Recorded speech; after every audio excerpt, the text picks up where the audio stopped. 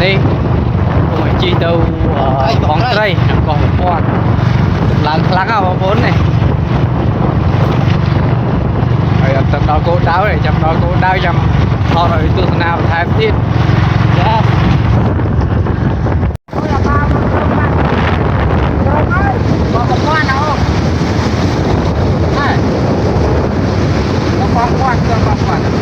rồi cái quang cái này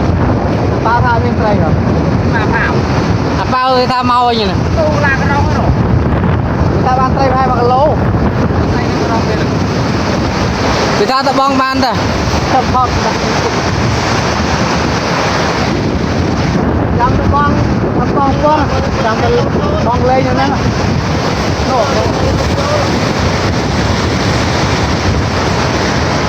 và cái này đâu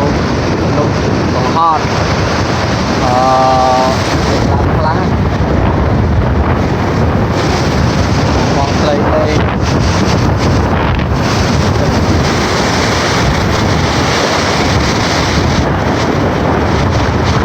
họ đều này bắt bò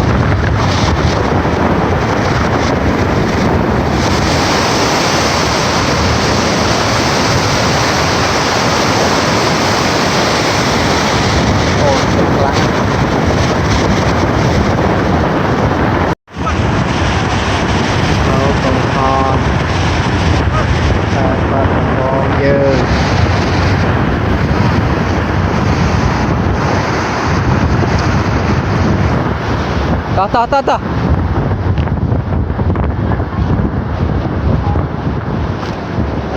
rồi làm đây mình nói một cái rồi